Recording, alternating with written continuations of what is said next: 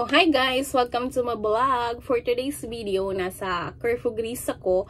Actually, lumabas ako guys. Tapos, bumili ako ng ice cream. Late ko na na-realize na wala pala akong ref. So, pagkadating ko, kakainin ko na tong ice cream. Kasi nga, syempre wala akong ref. Matutunaw, diba? So, kahit nabusog pa ako, kakainin ko. So, tikman natin ang ice cream.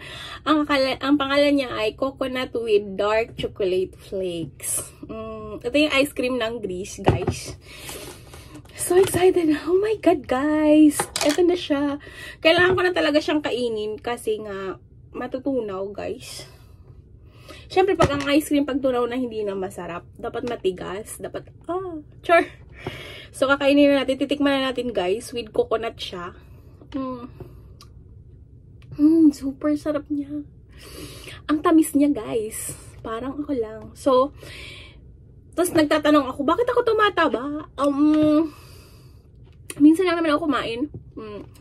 Ito nga pala yung, kaya nga pala pa ako tumataba kasi kumakain nga pala ako ng matatamis, sweets. Super masarap talaga, guys. As in, ang init sa labas kasi talagang, oh my God, guys, madami pala to siya. Late ko na na-realize na madami. Shoutout sa kong mama, mang libre ti kani pag uli na ko. Og sa kong papa, libre ta mo. Tana, libre ta mo. Og ice cream.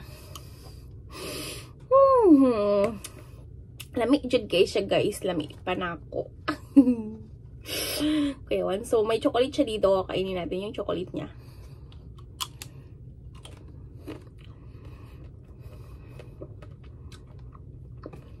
Masarap siya.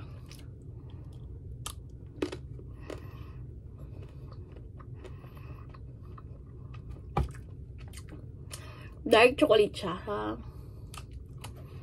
May pagka, may pagka matigas, pero masarap.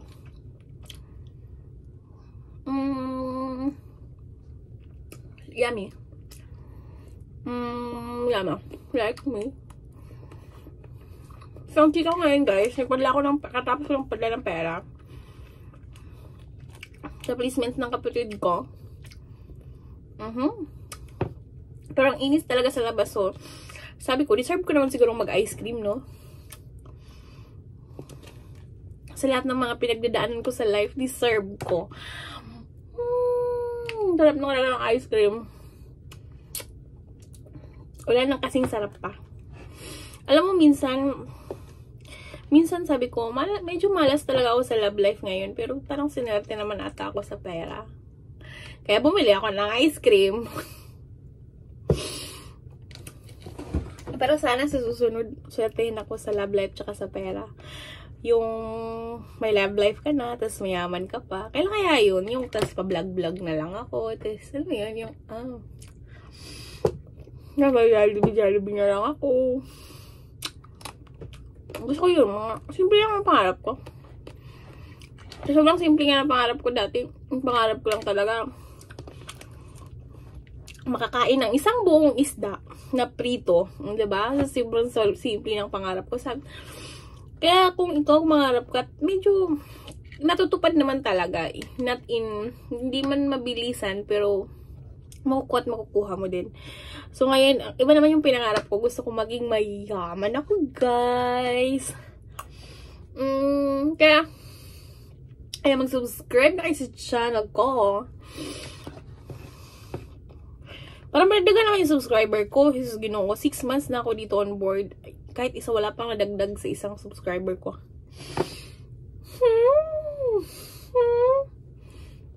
What is the meaning of that?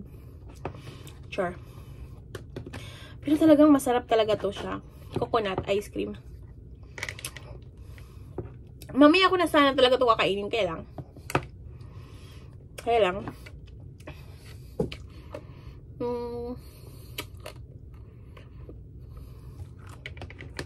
Wala akong ref.